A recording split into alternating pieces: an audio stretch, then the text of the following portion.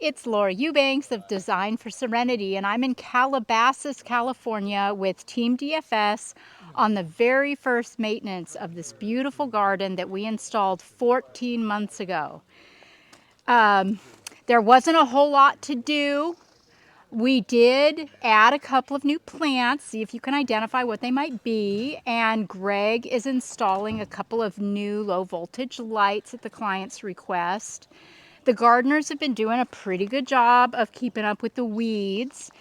Although I was kind of surprised when we got here that things hadn't grown as much as I thought they should have in 14 months. So I started investigating, because we always check the irrigation on an installation to be sure there are no kinks, or issues.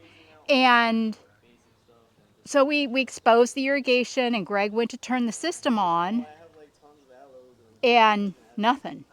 So upon deeper investigation, he learned that the client had a couple of broken sprinklers in the backyard, and the gardeners had just turned the system off. And that was 4 months ago.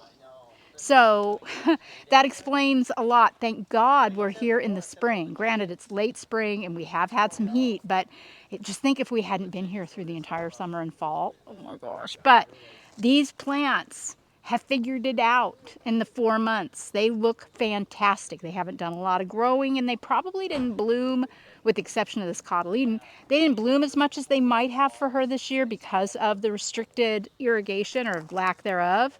But no casualties, guys. We even had a little rose bush make a comeback amongst this Aluaudia procera, and we're here for it. We don't hate it. It's cute. It's colorful. The client likes it. I think it adds a little touch of whimsy, 100%. So the plants that we brought in were a couple of gorgeous new cycads from Al at Botanic Wonders.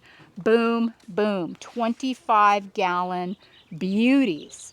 Our client comes from a place in the world where cycads are very popular, and they're reminiscent of home for her, and she really wanted to incorporate a couple of them. And so I brought them up, and doesn't this just elevate this installation?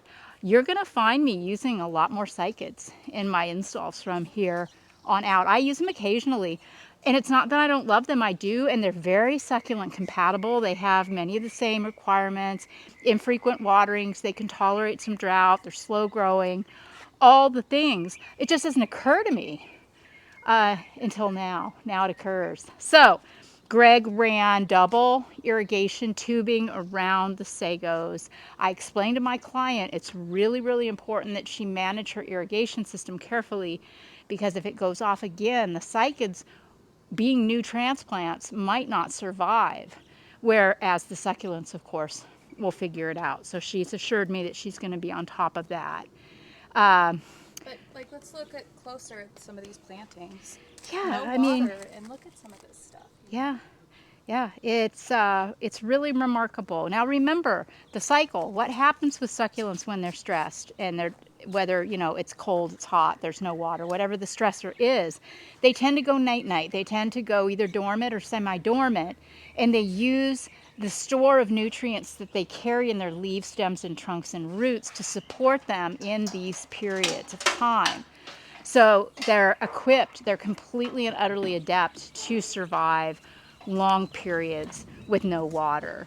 The tapestry, held up magnificently. We did a little deadheading in here, pulled a couple of weeds. Did we do anything else? I don't feel like we did anything else in here. I feel like this tapestry, it just really, really held up beautifully on its own. So 14 months post-installation, with no irrigation for the last 4 months, feast your eyes upon the beauty. Greg fixed the irrigation that was broken in the backyard as a courtesy to the client, and is installing the lights. We are running the system right now to give this garden the long, deep, slow water it needs, and then it will go on most likely now once a week for an hour, which would be the equivalent of about a gallon of water on each plant, which should be sufficient. In this location in Calabasas, she does get some marine layer in the morning, especially up through June. And these plants are capable of taking moisture in through their leaves. So we feel like that will be sufficient. And of course, as I tell all my clients, if they have any concerns, just shoot me a text, shoot me a photo, and we will troubleshoot it and figure it out.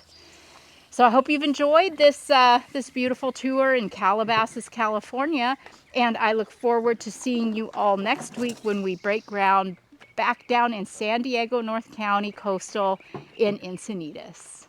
Bye, guys.